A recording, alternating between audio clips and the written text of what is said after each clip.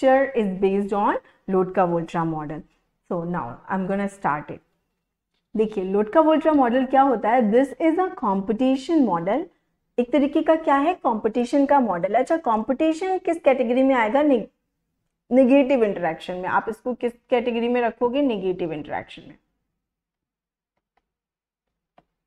ठीक है। पहली बात, नेगेटिव इंटरेक्शन की कैटेगरी में तो आपने रख दिया। दूसरा आपको इसमें क्या समझना है, इसमें आपको ये समझना है कि ये जो Lotka-Volterra मॉडल है ये बेस्ड किस पे, आप इसको आंकते कैसे हो, ठीक है। तो पहले ये भी मैं बता दूं कि Lotka-Volterra मॉडल या ये जो नेगेटिव इंटरेक्शन है ये कम्युनिटी को रेगुलेट करते हैं, रेगुलेशन करते हैं कम्युनिटी का, ठीक है। कम्युनिटी रेगुलेशन के अंदर आप इसे पढ़ते हो, ठीक।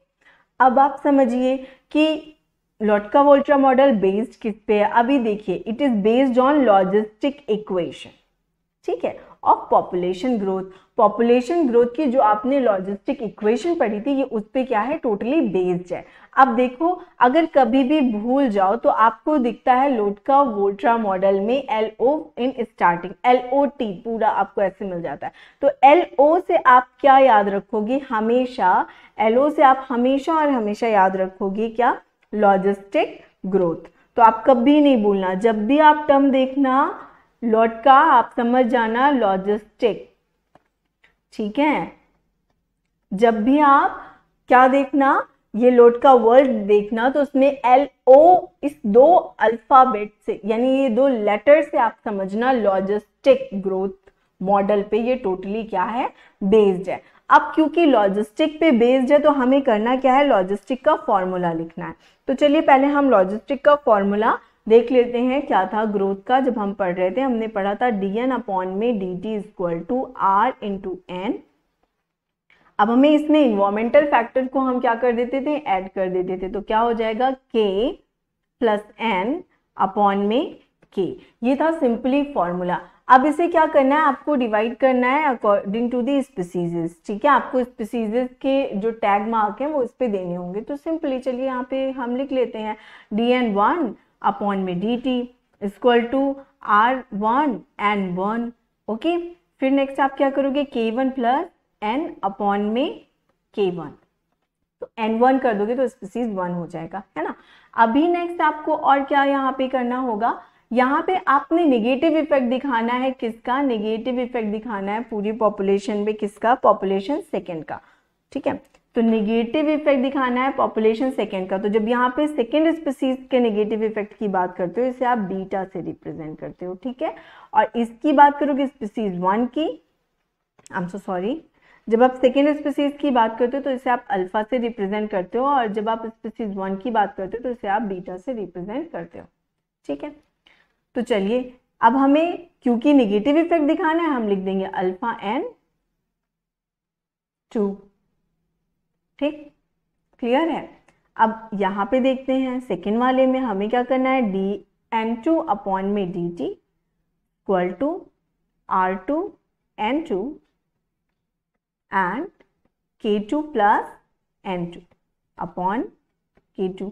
अब क्योंकि इसमें हमें नेगेटिव इफेक्ट दिखाना है, किसका नेगेटिव इफेक्ट दिखाना है, स्पीसीज 1 का। स्पीसीज 1 के लिए आपने बीटा देखा ही है, तो आपने क्या करना है, नेगेटिवली लिखना है और बीटा N1 लिख देना। तो आप हमेशा याद रखना बीटा जो है वो पॉपुलेशन को रिप्रेजेंट करता है, किसकी, बीटा हमेशा 1 की पॉपुलेशन को रिप्रेजेंट करता है, ठीक है। और जो अल्फा है वो हमेशा किस पॉपुलेशन को रिप्रेजेंट करता है, सेकेंड पॉपुलेशन को रिप्रेजेंट करता है। चलिए अब हम थोड़ा सा इस फॉर्मूले को समझते हैं। देखिए अल्फा क्या है, alpha is a per capita competitive effect. Competitive effect है किसका, और किस पे है, स्पीसीज 1 पर है, ऑफ स्पीसीज 2।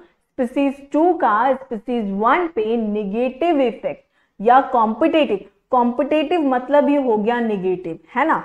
नेक्स्ट देखोगे बीटा, तो जब बीटा की बात करोगे तो ये भी क्या है, ये पर कैपिटा कॉम्पिटिटिव इफेक्ट है, किसका, किसका, कौन सी पॉपुलेशन का, स्पीसीज 1 का, यानी फर्स्ट वाली जो स्पीसीज है उसका। और किस पर नेगेटिव इफेक्ट होगा, तो पॉपुलेशन 2 पर नेगेटिव इफेक्ट होगा, बस आपको ये याद रखना है, ठीक है। तो अब ऐसे भी याद रख सकते हो कि बीटा में टी आता है तो टी मतलब 2, ठीक है, तो सेकेंड वाली स्पीसीज पर इसका नेगेटिव इफेक्ट होगा। ठीक, नेक्स्ट देखेंगे हम क्या, competition has 4 possible type of graph.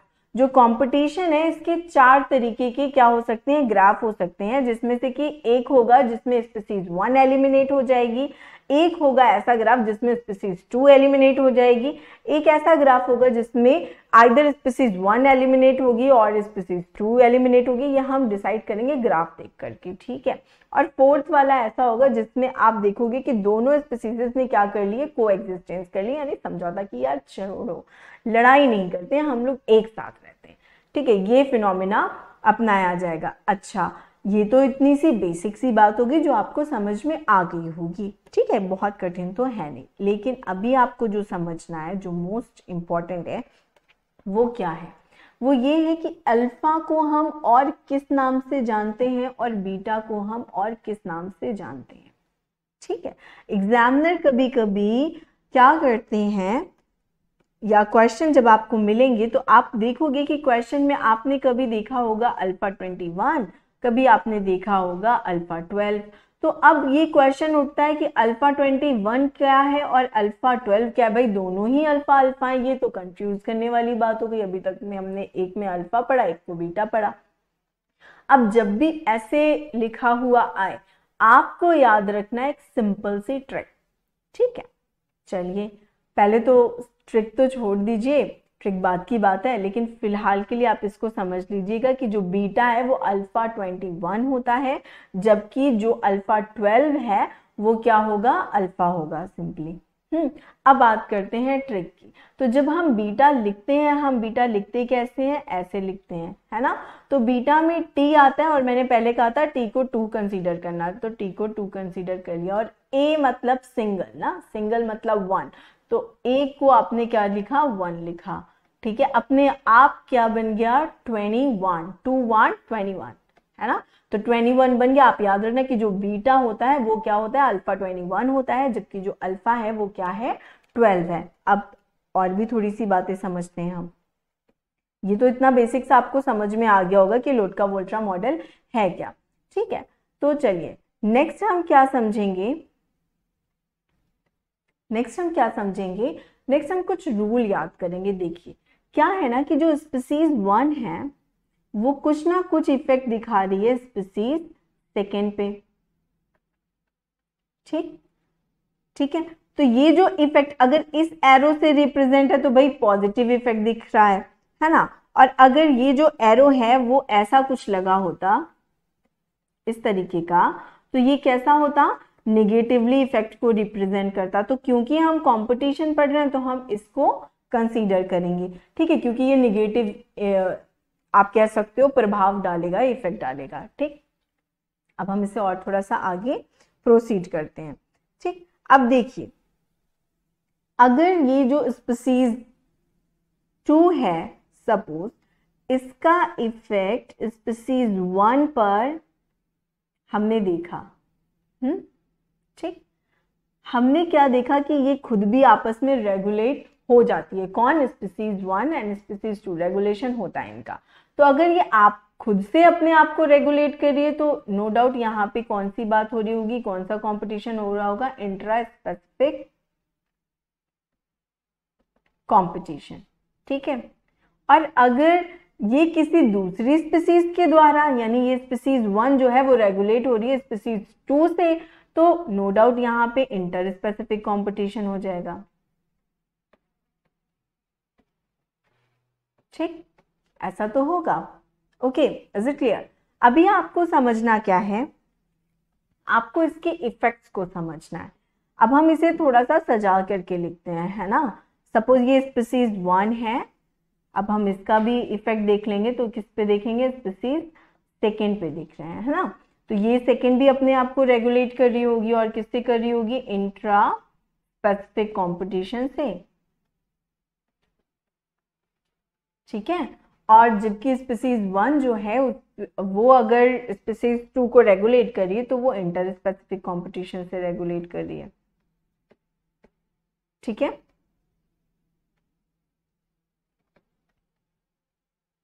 Okay, is it clear, ठीक है।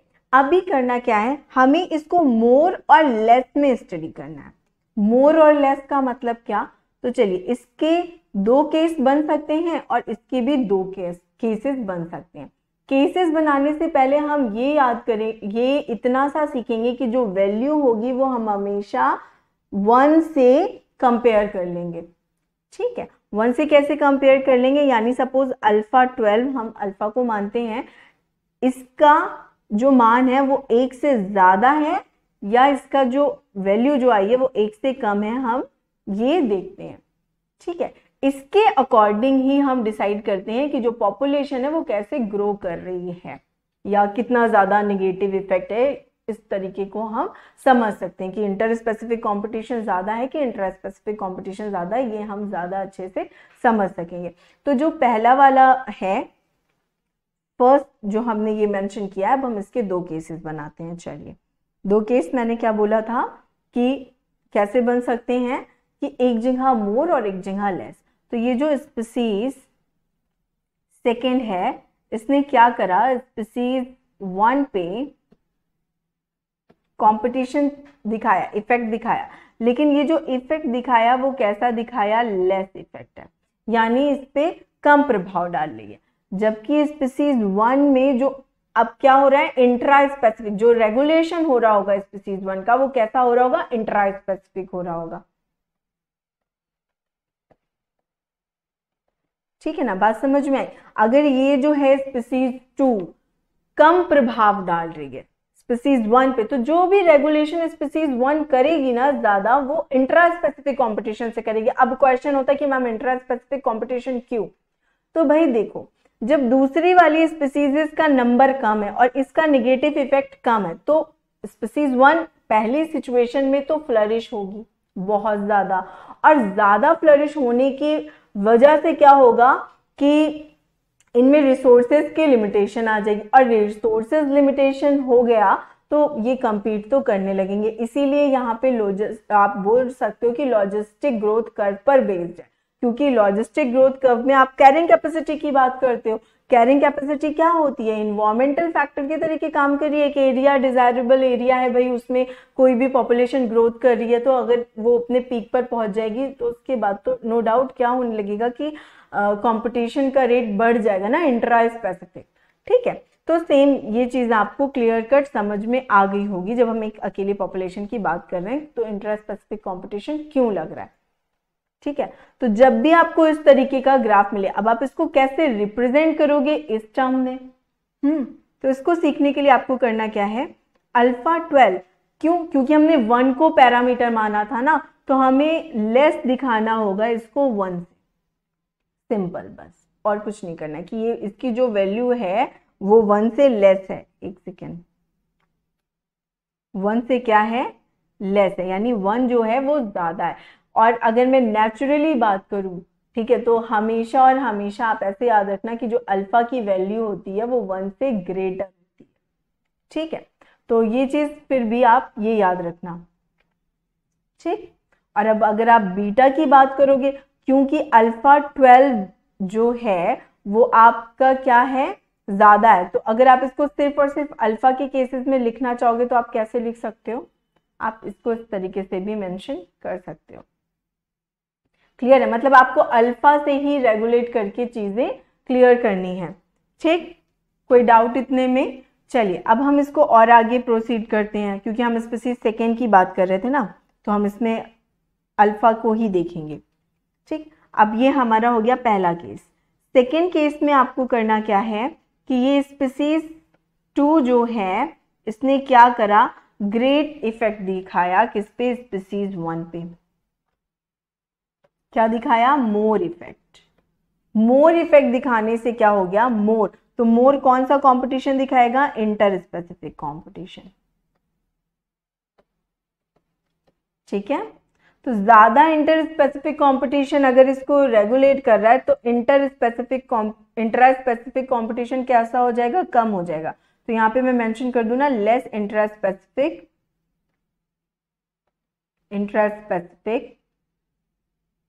कंपटीशन। ठीक है ना, आपको समझ में आया कि क्या हुआ, स्पीसीज 2 का आपने इफेक्ट देखा है स्पीसीज 1 पे, तभी यहाँ पे अभी आप अल्फा से 1 को कंपेयर कर रहे हो। ठीक, यही अगर बात होती स्पीसीज 1 की, यही अगर बात होती किसकी, स्पीसीज 1 की, तो आप कंसीडर करते बीटा को। ठीक, तो अभी हमने एक केस बना लिया ये पहले वाले के लिए। ठीक है, हमने स्पीसीज 1 का रेगुलेशन देख लिया किस तरीके से हो सकता है। स्पीसीज 1 जो है वो रेगुलेट हो सकती है स्पीसीज 2 से, और स्पीसीज 2 इसको रेगुलेट किस तरीके से कर सकती है, लेस और मोर। तो अगर लेस इंटर स्पेसिफिक कॉम्पिटिशन हो रहा है, ये देख लीजिए आप, लेस अगर इंटर स्पेसिफिक कॉम्पिटिशन है तो क्या होगा, इंटर स्पेसिफिक कॉम्पिटिशन का रेट ज्यादा होगा। और अगर इंटर स्पेसिफिक कॉम्पिटिशन का रेट ज्यादा है तो आपको इस तरीके से रिप्रेजेंट करना होगा। ठीक, यहां पे अगर बात करोगे तो आपने क्या करना होगा, अल्फा 12 इज ग्रेटर देन 1 कर देना है बस, and alpha is greater then 1 कर देना है। ये क्या हो गया, फर्स्ट केस की स्टडी हो गई। अब हम चलते हैं सेकेंड केस की स्टडी करने। तो चलो इधर हम सेकेंड केस स्टडी करते हैं। तो जब हम सेकेंड केस स्टडी करते हैं, हमने क्या बोला था कि स्पीसीज 2 का अब हमें क्या देखना होगा, रेगुलेशन देखना होगा। स्पीसीज 2 एक तो ये खुद से रेगुलेट हो सकती है, और एक इसे कौन रेगुलेट करेगा, नेगेटिवली, और एक इसे कौन रेगुलेट करेगा, नेगेटिवली को रेगुलेट करेगा स्पीसीज 1। ठीक, क्लियर। तो अगर ये खुद से रेगुलेट हो रही होगी तो इसको आप बोल सकते हो इंट्रा स्पेसिफिक, और अगर ये दूसरे मतलब स्पीसीज से हो रही है रेगुलेट तो आप बोल सकते हो इंटर स्पेसिफिक। क्लियर है, सेम वैसे ही है, बस जस्ट इसका अपोजिट कर देना है आपको। स्पीसीज 1 की जगह पे स्पीसीज 2 हो गई है, और स्पीसीज 2 की जगह पे स्पीसीज 1 हो गई है। तो यहाँ पे ये फर्स्ट केस हो जाना है, और यहाँ पे हम लिख देते हैं लेस इफेक्ट दिखा रही है। तो जब अगर ये लेस इफेक्ट दिखाएगी तो क्या हो जाएगा, अल्फा 21 आप लिखते हो ना बीटा को, इसकी वैल्यू क्या हो जाएगी, कम हो जाएगी किससे, 1 से। और या फिर आप इसको ऐसे भी लिख सकते हो कि बीटा इज लेस देन 1।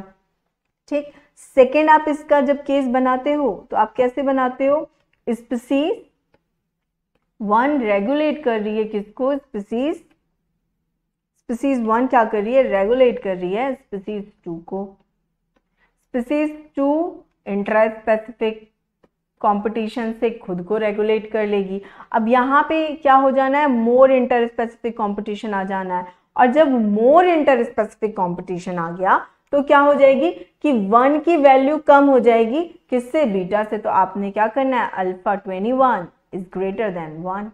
ठीक है, और बीटा इज ग्रेटर देन 1, ऐसे करके याद करना है। ये 4 कॉन्सेप्ट मोस्ट इंपॉर्टेंट है, आप ये कॉन्सेप्ट अप्लाई करके अपने सारे क्वेश्चन सॉल्व कर सकते हो। ठीक है, कॉम्पिटिशन्स के बिहाफ पे, इंटर स्पेसिफिक कॉम्पिटिशन अगर किसी स्पीसीज में ज्यादा है तो क्या इफेक्ट होने वाला है, इंटर स्पेसिफिक कॉम्पिटिशन ज्यादा है तो क्या इफेक्ट होने वाला है। ठीक है, इतना क्लियर हो गया होगा। हाँ, तो अभी हम आगे बढ़ते हैं और नेक्स्ट स्लाइड पढ़ते हैं। नेक्स्ट स्लाइड बोलती है कि क्या स्पीसीज 1 का एलिमिनेशन होना। अब स्पीसीज 1 का एलिमिनेशन कैसे होता है हम ये देखते हैं। यहाँ पे बोल रही है कि 1 का एलिमिनेशन हुआ है तो ऑब्वियसली बात है सेकेंड जो होगी वो विन हो जाएगी। ठीक, तो यहाँ आप मेन फोकस करते हो कैरिंग कैपेसिटी पे। किस पे फोकस करते हो, कैरिंग कैपेसिटी पे। तो जैसे कि अगेन मैं फिर से लिखती हूँ, लोड का टर्म में ही के आता है, तो ये के क्या होता है, कैरिंग कैपेसिटी। के क्या है, कैरिंग कैपेसिटी। ठीक है, ओके।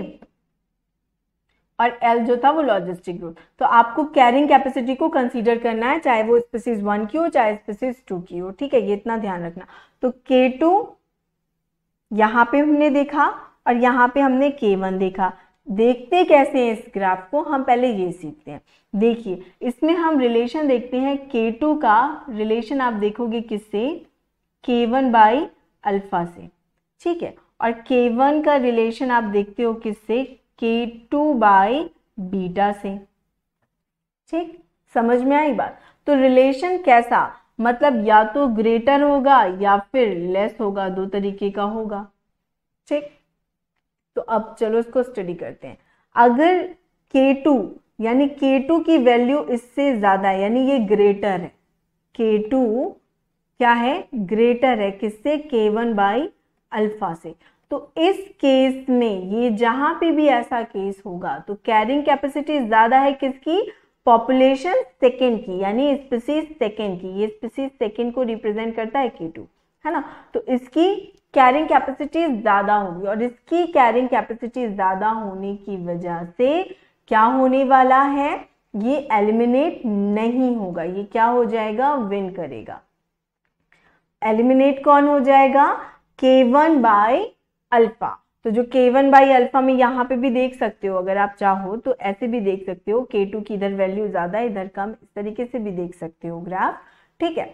ठीक, तो ये समझ में आया। अब यहाँ वाला रिलेशन देखो, K1 की वैल्यू कम है किससे, K2 बाई बीटा से। इसको अगर लिखते हैं तो K1 की वैल्यू क्या हो गई, कम हो गई किससे, K2 बाई बीटा से। ठीक, तो इसका जो भी रिजल्ट होगा उस रिजल्ट में आपने क्या देखा, K2 विन हो रही है, ठीक है। तो यहाँ पे भी K2 क्या हो गई, विन हो गई, यानी species second is a winner. ठीक, तो यहाँ पे मैं लिख दे रही हूँ, स्पीसीज सेकेंड विल विन। ठीक, तो ये बातें जो हैं क्या यहाँ पे मेंशन है, अभी हम इसको पढ़ते हैं। देखिए क्या लिखा है, species second one will the value of K1 is less than K2। K1 की वैल्यू जो है वो K2 से कम है, बिल्कुल सही, ये हम लोगों ने ग्राफ से अभी देख लिया, आप ये देख सकते हो इस ग्राफ में, है ना, ये इसकी वैल्यू कम ही है। सेकेंड आपने क्या देखा, the value of K2 is greater than K1 by alpha. तो ये बिल्कुल सही है, K2 की वैल्यू क्या है, ज्यादा है किससे, K1 बाई अल्फा से। The value of alpha is greater while the value of beta is decreases. मतलब ये कह रहे हैं कि जो अल्फा की वैल्यू है वो बढ़ेगी जबकि जो बीटा की वैल्यू है वो डिक्रीज होगी। हाई कॉम्पिटिटिव एफिशिएंसी किसके पास है, जो ज्यादा ग्रोथ कर रही है ना। तो ज्यादा अच्छे तरीके से ग्रो कौन कर रहा है, स्पीसीज 2, तो इसकी कॉम्पिटिटिव एफिशिएंसी क्या हो गई, ज्यादा हो गई। ठीक है, ये आपको पहला केस समझ में आ गया होगा, नहीं समझ में आया तो फिर से एक बार और समझ लीजिए कि जो K2 है इसकी जो वैल्यू है, इसका जो मान है वो क्या है, ज्यादा है किससे, K1 से। ठीक है, तो K1 को स्टडी करने के लिए हम K1 बाई अल्फा लिखते हैं, ठीक है, और K2 को स्टडी करने के लिए आप लिख सकते हो K2 बाई बीटा, इस तरीके से भी आप इसे समझ सकते हो। ठीक है, चलिए नेक्स्ट हम आगे अपनी स्लाइड को फॉरवर्ड करते हैं और हम ये सीखते हैं कि ये क्या है। जब आप स्पीसीज सेकेंड एलिमिनेशन की बात करते हो तो क्या होगा, अगेन इस ग्राफ में आओ, देखो K2 इधर और K1 बाई अल्फा में रिलेशन, इनमें रिलेशन आपको देखना है, and again K2 by beta and K1 में आपको क्या देखना है, रिलेशन देखना है। तो जब आप इन दोनों में रिलेशन देखोगे तो मैं यहाँ पे मेंशन कर दूं आपको कैसे देखना है, K2 एंड K1। तो जो K2 का रिलेशन आप हमेशा और हमेशा कंसीडर करते हो, K2 का रिलेशन क्या है, आप ये कंसीडर करोगे K1 बाई अल्फा के बिहाफ पे और इसका आप कंसीडर करोगे K2 बाई बीटा के बिहाफ पे। ठीक है, तो जब आप देखते हो K1 अपॉन में अल्फा और यहाँ पे K2, तो क्या है, ये ज्यादा है ये कम है, तो हम ऐसे लिख सकते हैं ना, K2 is less than K1 upon alpha, ये हम लिख सकते हैं ना बात। तो चलिए पहले हम स्टेटमेंट पढ़ते हैं। सेकेंड विल एलिमिनेट, सेकेंड हट जानी है और स्पीसीज 1 जो है वो विन हो जानी है, ये तो बिल्कुल सही बात है, इसमें तो कुछ लॉजिक जैसी बात नहीं। अब चलिए नेक्स्ट देखते हैं, the value of K1 is more than K2 by beta. बोल रहा है कि वैल्यू किसकी, K1 की जो है वो ज्यादा है किससे, K2 बाई बीटा से। तो चलो यहाँ पे देखो K2 बाई बीटा से K1 की क्या वैल्यू ज्यादा है, तो बिल्कुल ज्यादा है। अगर तुम यहाँ पे सपोज 5 लिख दो, 10 लिख दो, 15 लिख दो, ठीक है, 20 लिख दो, तो ये क्या हो रहा है, इसकी वैल्यू क्या हो रही है, इसकी वैल्यू कम है ना इससे, K1 तो आगे मिल रहा है। ठीक है, तो हम ऐसे लिख सकते हैं ना, K1 is greater than K2 by beta, हम ऐसे लिख सकते हैं। ठीक है, तो जब भी आपको इस तरीके का प्रेजेंटेशन मिल रहा है, वो क्या बोल रहा है कि जो स्पीसीज 1 है, स्पीसीज 1 है, ये क्या होगी, विनर होगी, ये विन करेगी। ठीक है, तो यहाँ पे भी यही लिखा है, स्पीसीज 1 विल, जिसकी कैरिंग कैपेसिटी ज्यादा भाई वो ही जीतेगा, आपको ये याद रखना है लोट का वोल्ट्रा में। ठीक है, चलिए नेक्स्ट आपने क्या देखना है, the value of alpha is decreases, कि अब अल्फा की वैल्यू कम हो रही है और बीटा की वैल्यू ज्यादा हो रही है, ऑब्वियस सी बात है, क्योंकि अभी क्या करिए, स्पीसीज 1 जीत रही है। और अभी आपने पहले भी सीखा था कि जो स्पीसीज 1 होती है ना, वही क्या है, उसको आप बीटा से रिप्रेजेंट करते हो। ठीक है, और जो स्पीसीज 2 है उसको आप अल्फा से रिप्रेजेंट करते हो, बस। तो यहाँ पे अल्फा और बीटा के टर्म में लिख दिया गया कि carrying per capita competitive effect.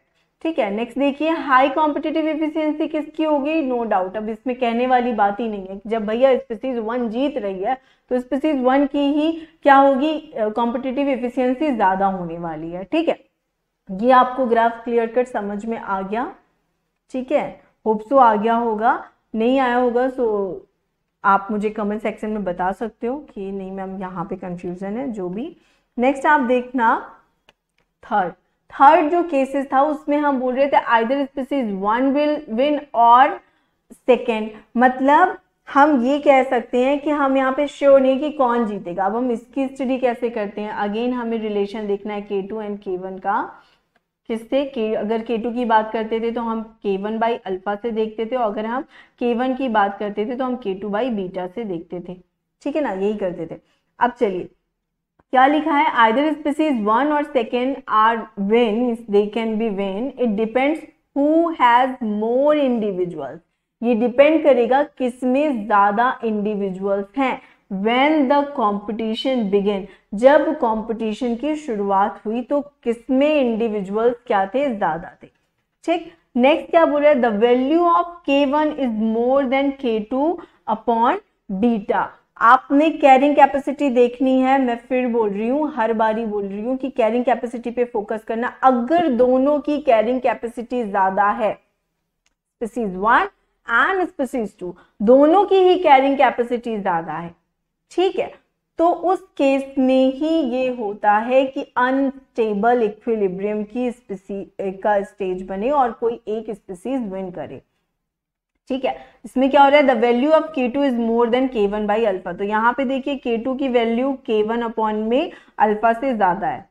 क्या ज्यादा है? K2 ग्रेटर है किससे? K1 बाई अल्फा से। यहाँ पे अगर आप देखोगे तो आपको क्या मिलेगा इस वाले रिलेशन में? K1 की वैल्यू ज्यादा है K2 बाई बीटा से। ये इफेक्ट आपको दिख रहा होगा साफ साफ। और आपने देखा था कि कैरिंग कैपेसिटी ज्यादा तो वो भी विन करेगी। तो यहाँ पे आप क्या बोल सकते हो? स्पीसीज 2 जो है वो विन कर रही है। ठीक, और अगर इसको देखते हो, इधर वाले ग्राफ में देखते हैं आप, तो आपको क्या दिखेगा कि देखो K1, तो यहाँ पे K1 जो है वो विन कर रही है, यानी स्पीसीज 1 जो है वो विन कर रही है। ठीक, ठीक है ना, ये इतना क्लियर कट समझ में आ गया। ठीक है, तो अब हम यहाँ पे डिसाइड ही नहीं कर पा रहे ना कौन जीतेगा, तभी हम कहते हैं आइदर स्पीसीज 1 विल विन और स्पीसीज 2 विल विन। हम अभी क्योंकि दोनों की कैरिंग कैपेसिटी ज्यादा है तो अब भैया ये उनके नंबर ही डिसाइड करेंगे, उसमें जितने इंडिविजुअल्स हैं वो ही डिसाइड करेंगे कि कौन जीतने वाला है। ठीक है, तो इसीलिए यहाँ पे लिखा जाता है आइदर अल्फा और beta has more value. More value कहने का मतलब है कि कॉम्पिटिटिव एफिशिएंसी दोनों में से किसी की भी ज्यादा हो सकती है, हम इस पे अभी बता नहीं सकते हैं। ठीक है, डिपेंड्स ऑन द सिचुएशन।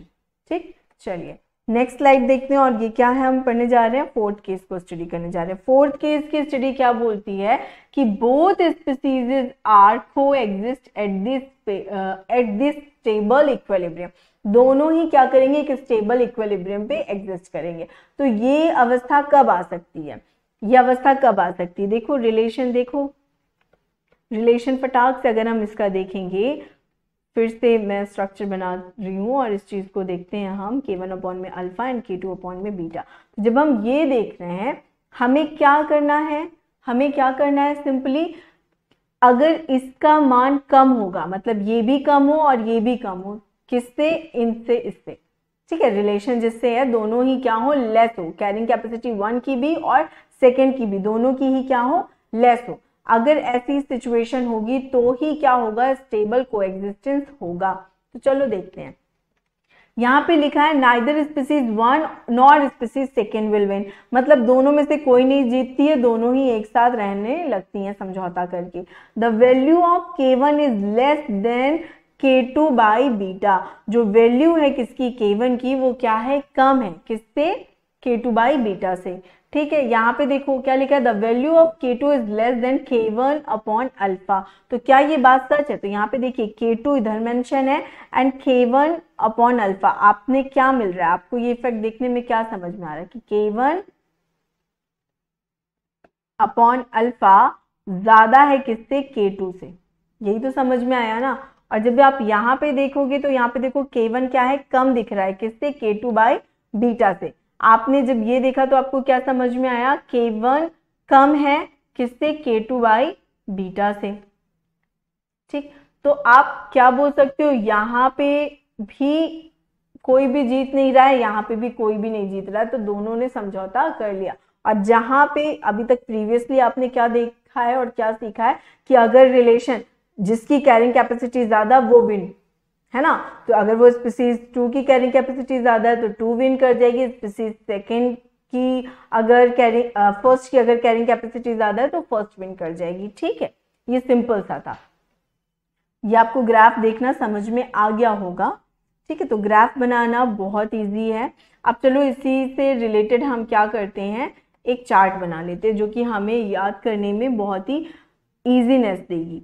ठीक है, K1 अपॉन अल्फा और यहाँ पे K1 अपॉन में, एक सेकेंड, K1 का रिलेशन आपने किससे निकालना है, K2 बाई बीटा से।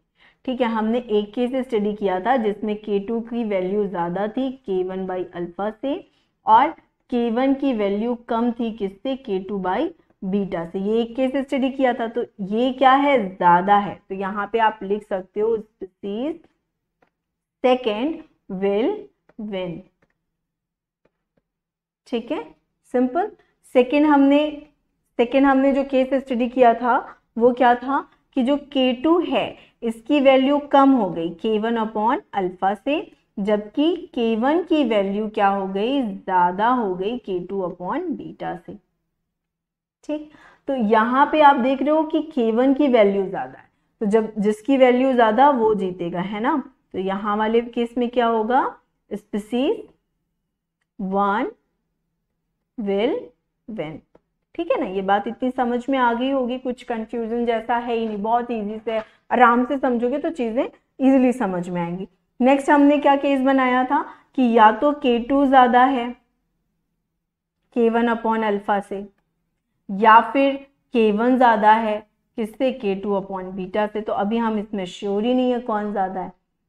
ठीक है, देखो ये दोनों ही ज्यादा हैं, हम डिसाइड नहीं कर पा रहे। तो ये केस किस में पढ़े थे, means either species 1 will win और स्पीसीज 2, हम तो डिसाइड ही नहीं कर पा रहे हैं कौन जीतेगा, है ना।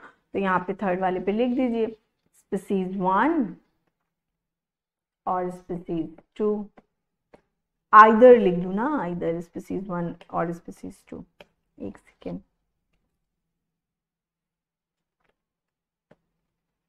थर्ड क्या बनेगा कि आइदर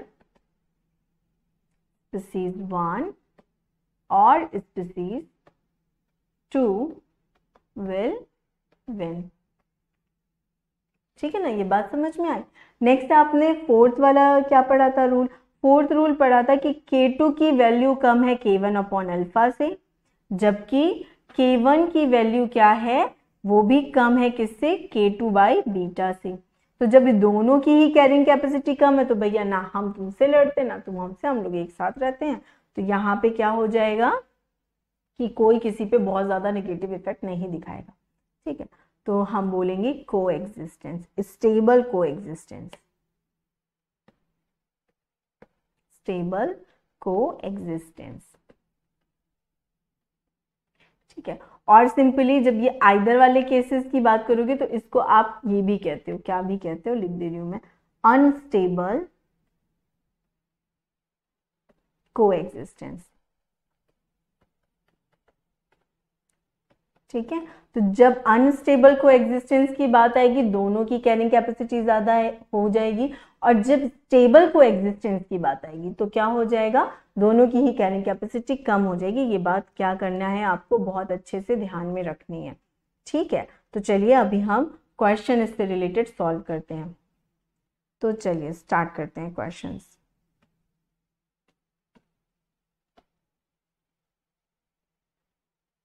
देखिए क्वेश्चन नंबर 1, क्वेश्चन नंबर 1 क्या बोल रहा है, according to the classical Lotka Volterra model, Lotka Volterra model के हिसाब से क्या होता है, कंपटीशन मॉडल है ये, which one of the following condition allow for coexistence, coexistence के लिए कौन सी कंडीशन क्या होगी, अलाउ करेगी, ऑफ टू कंपीटिंग स्पीसीज, दो स्पीसीज के लिए। तो चलिए जरा देखते हैं। पहला इन्होंने बोला both species are equally capable of inhibiting each other. अच्छा, अगर दोनों एक दूसरे को क्या कर रही है, इक्वली इनहिबिट कर रही हैं, यानी थर्ड वाला केस, यानी दोनों की ही कॉम्पिटिटिव एफिशिएंसी क्या है, ज्यादा है, कंपटीशन एफिशिएंसी ज्यादा है। तो क्या अगर दोनों में कंपटीशन की एफिशिएंसी ज्यादा होगी तो क्या दोनों विन कर सकती हैं? बिल्कुल नहीं। ठीक है, कोई एक विन करेगी। और इन्होंने बोला है कि कोएग्जिस्टेंस की बात हुई तो हम ये बिल्कुल भी सही नहीं मान सकते। चलिए नेक्स्ट इन्होंने बोल रहा है intra specific competition of each species, जो है हर एक स्पीसीज की क्या है, is greater then the inter specific competition. यानी इन्होंने बोल दिया है कि दोनों स्पीसीज क्या हो रही हैं, इंट्रा स्पेसिफिक कंपटीशन से रेगुलेट कर रही है, इंटर स्पेसिफिक से नहीं। चलो इसको देखते हैं ये टर्म क्या बोलना चाह रहा है। ये बोल रहा है जब हम लोगों ने बनाया था ये स्पीसीज 1 एंड स्पीसीज 2 का केस, तो हम लोगों ने क्या करा था, स्पीसीज ये दोनों एक दूसरे को इनहिबिट कर रही थी, किससे, इंटर स्पेसिफिक कंपटीशन से, और इनका रेगुलेशन किससे हो रहा था, इंट्रा से हो रहा था। ठीक है, दोनों अपना रेगुलेशन किससे कर रही थी, इंट्रा से कर रही थी। ठीक, समझ में आया ना इतना। अब इन्होंने बोल दिया है कि intra specific competition of each species are greater while inter specific. तो यहां हमें कोएग्जिस्टेंस में दोनों को देखना होता है बस, है ना, कि क्या इन दोनों का एक दूसरे पर नेगेटिव इफेक्ट है। तो यहाँ पे तो नेगेटिव इफेक्ट लेस हो गया। इनके हिसाब से ये बोल रहे हैं कि जो इंटर स्पेसिफिक कंपटीशन है वो क्या हो गया, लेस हो गया, इंटर स्पेसिफिक कंपटीशन लेस हो गया। यानी ना ये इस पे कुछ इफेक्ट नेगेटिव दिखा रही है ना इस पे, बाकी जितना भी रेगुलेशन हो रहा है वो इंट्रा के थ्रू हो रहा है। तो चलो ये हो सकता है भी हम पहले आगे और पढ़ लें तो फिर बताते क्या ये सही है कि नहीं। Intra specific competition is greater then the inter specific competition. इन्होंने बोला इंट्रा स्पेसिफिक कंपटीशन जो है, नॉट ग्रेटर, सॉरी, इन्होंने लिखा है इंट्रा स्पेसिफिक कंपटीशन लेस हो गया है इंटर स्पेसिफिक से। तो ऐसा तो हो ही नहीं सकता। अगर इंटर स्पेसिफिक कंपटीशन हो जाएगा ज्यादा तो कोएग्जिस्टेंस की बात ही नहीं हो सकती। अगर इंटर स्पेसिफिक कंपटीशन, दो स्पीसीज है दोनों में लड़ाई ज्यादा हो रही है, क्या हो सकता है स्टेबल कोएग्जिस्टेंस? बिल्कुल नहीं हो सकता। तो ये भी गलत है। नेक्स्ट बोला है there is no inter specific competition in either species. Intra specific competition होना चाहिए यहाँ पे। ठीक है, there is no intra specific competition.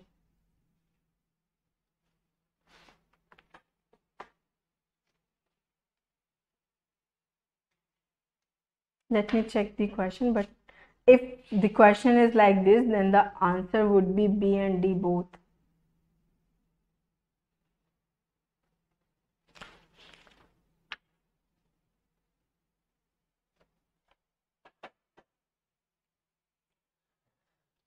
अगर हम ये देखते हैं ना, यहाँ पे इंटर स्पेसिफिक कंपटीशन बोल दिया है तो ऑप्शन डी भी जाएगा और बी भी जाएगा दोनों। लेकिन अगर यहाँ पे इन्होंने इंट्रा स्पेसिफिक मेंशन किया होता, क्या मेंशन किया होता, इंट्रा स्पेसिफिक। ठीक है, कि किसी भी तरीके का इंट्रा स्पेसिफिक कंपटीशन नहीं है। ठीक, तो उस केस में क्या बात हो जाती कि अगर इंट्रा स्पेसिफिक कंपटीशन एब्सेंट है तो ऑब्वियस सी बात है इंटर स्पेसिफिक कंपटीशन लग रहा है, और इंटर स्पेसिफिक कंपटीशन लग रहा है तो जो स्पीसीज है वो क्या नहीं करने वाली है, कोएग्जिस्टेंस नहीं करने वाली है। ठीक है, तो ये एक बारी आप अपने प्रीवियस ईयर के प्लीज पेपर में चेक कर लेना, यहाँ पे इंट्रा स्पेसिफिक है कि इंटर स्पेसिफिक। ये क्वेश्चन 2022 से 2020 में 2020 में आया है। ठीक है, और सेकेंड सेशन में आया हुआ क्वेश्चन है। ठीक है, तो प्लीज इसको एक बार आप लोग क्या करना, चेक कर लेना। अगर इंट्रा स्पेसिफिक कंपटीशन है, अगेन मैं बोल रही हूँ, तो इसका कहने का मतलब है इन्होंने लिखा है ना there is no intra specific competition in either species. तो अगर इंट्रा स्पेसिफिक कंपटीशन करके लिखा है तो इसका मतलब है कि इंटर स्पेसिफिक कंपटीशन की प्रेजेंस है। और इंटर स्पेसिफिक प्रेजेंस है तो यहाँ पे मोर हो जाएगा, और अगर मोर होगा तो दोनों लड़ के आपस में एक दूसरे किसी ना किसी को एक को एलिमिनेट होना ही होगा। तो बी ऑप्शन जो है मोर अप्रोप्रिएट होगा उस केस में। और अगर यहाँ पे इंटर स्पेसिफिक लिखा है तो फिर ये दोनों ही होना चाहिए, बी एंड डी। ठीक है, तो ये आप एक बार चेक कर लीजिएगा। नेक्स्ट क्या लिखा है, in Lotka Volterra two species competition model. ये मॉडल आपके सामने मेंशन है। इन्होंने बोला है where N represent population size r growth rate, ये सब बताया कि कौन किसको रिप्रेजेंट करता है। ठीक है, नाउ अभी आपको क्या बताना है, फाइनली हम यहां से पढ़ते हैं the inter specific competition coefficient alpha 12 is less than 1 will mean, मतलब इन्होंने बोला है अल्फा का मान जो अल्फा 12 है इसका मान 1 से क्या है, कम है। अगर 1 से कम है तो क्या होगा, अल्फा की जो पॉपुलेशन हो रही होगी वो क्या हो रही होगी, यानी हम लिखते हैं ना अल्फा 12 किसको बोलते थे, हम अल्फा किसको बोलते थे, सेकेंड को बोल रहे थे ना हम अल्फा। तो सेकेंड किस पे इफेक्ट दिखा रही थी, स्पीसीज 1 पे। ठीक है, स्पीसीज 1 पे सेकेंड ने क्या करा था, इफेक्ट दिखाया था। और ये जो स्पीसीज 1 थी ये खुद से भी क्या हो रही थी, रेगुलेट हो रही थी बाय इंट्रा स्पेसिफिक कंपटीशन। ठीक है, हुआ क्या, इन्होंने बोला है कि लेस है अल्फा, तो यहाँ पे लेस कंपटीशन हो गया, कौन सा, इंटर स्पेसिफिक। ठीक है, तो सारा रेगुलेशन किसके हाथ पे है, इंट्रा स्पेसिफिक के हाथ में। चलो अब ये पढ़ते हैं स्टेटमेंट। तो इसने बोला individual of a species second have less inhibiting effect on individual of species 1। तो हाँ, इसके अकॉर्डिंग तो फर्स्ट इतना बिल्कुल सही बोल रहा है भाई। नेक्स्ट क्या बोल रहा है, then the individual of species 1 on other of their own species, मतलब इन्होंने बोला कि ये कम है as comparison to the intra specific competition. तो ये बात तो बिल्कुल सही है और ये स्टेटमेंट बिल्कुल इससे मैच कर रहा है, इस फिनोमिना, इस ये जो आप बोल सकते हो ना आपने केस स्टडी किया था इससे, तो ये बिल्कुल मैच कर रहा है। फिर भी हम ये 3 और पढ़ लेते हैं। देखिए क्या लिखा है, individual of species second have greater inhibiting effect. तो सेकेंड का बोल दिया है कि ग्रेट इनहिबिटिंग इफेक्ट है ऑन इंडिविजुअल्स ऑफ स्पीसीज 1। तो भैया ग्रेटर तो कहीं से भी नहीं है, यहीं से ही क्या हो गया, क्वेश्चन जो है वो गलत हो गया, तो ग्रेटर नहीं होगा। ठीक, बाकी इन्होंने बोल दिया इंडिविजुअल ऑफ स्पीसीज 1 और जब 1 बोल देंगे तो अरे 1 बोलते ही नहीं है, अल्फा 12 हम बोलते ही हैं किसको, स्पीसीज सेकेंड को। ठीक है, क्यों, क्योंकि अल्फा तो हम किसको बोलते थे ना, स्पीसीज सेकेंड के लिए हम रखते थे ना।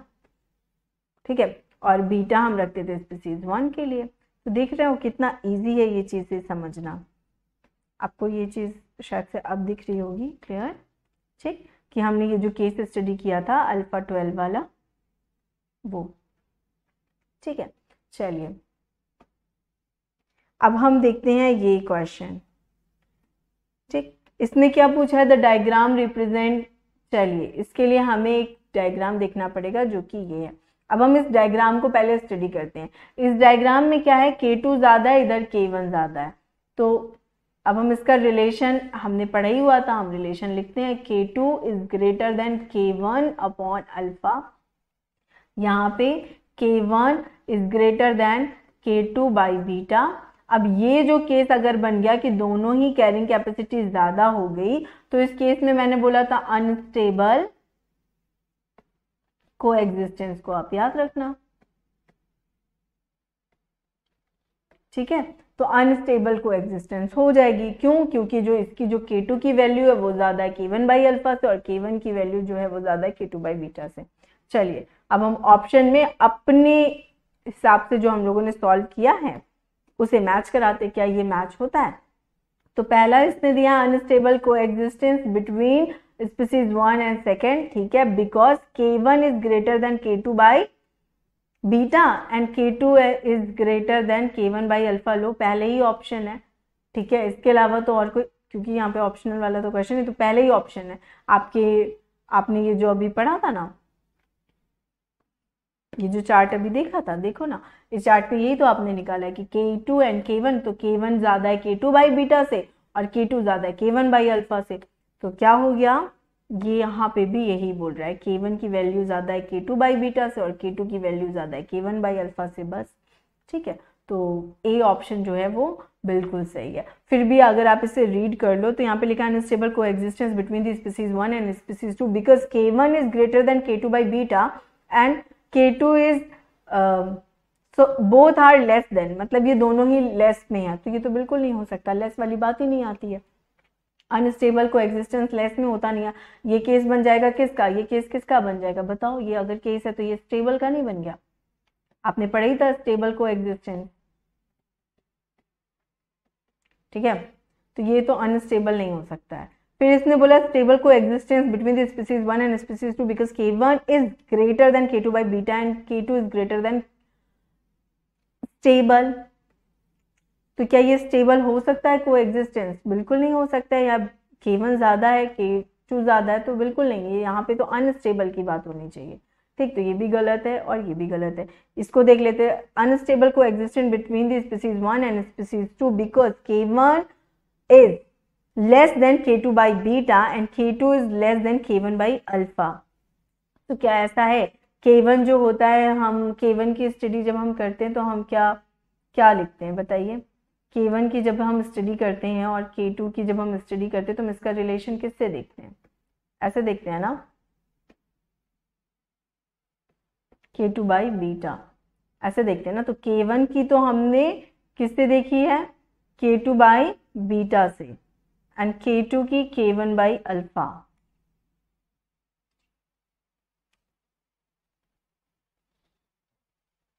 ठीक, और इन्होंने बोला लेस, यहाँ पे आपने साइन किसका देख लिया? लेस का। तो अगर दोनों लेस होंगे तो यहाँ पे कैसा एग्जिस्टेंस हो जाएगा? कैसा एग्जिस्टेंस हो जाएगा? स्टेबल। तो ये भी गलत ही है। क्यों? क्योंकि देखिए यहाँ पे लेस लिखा है ना, ठीक है, और जबकि आपने लेस वाले केस में अभी जस्ट आपको ये, अगर आप ये दोबारा से देखो यहाँ पे, तो K1 के K2 बाई बीटा से तो हम रिलेशन देख रहे हैं, लेकिन ये क्या है? मैक्सिमम है, ये तो ज़्यादा है, ग्रेटर। यहाँ पे भी मैंने बनाया है कि ये ग्रेटर है। ठीक है, तो होप सो आपको ये लोटका वोल्ट्रा मॉडल का रिवीजन प्रॉपरली समझ में आया होगा। If you have any question, any query, you can ask in comment section, okay, so that I will make another video on different topics. Whatever confusion you have, you can mention over there. Okay, so thanks for watching. Bye bye, and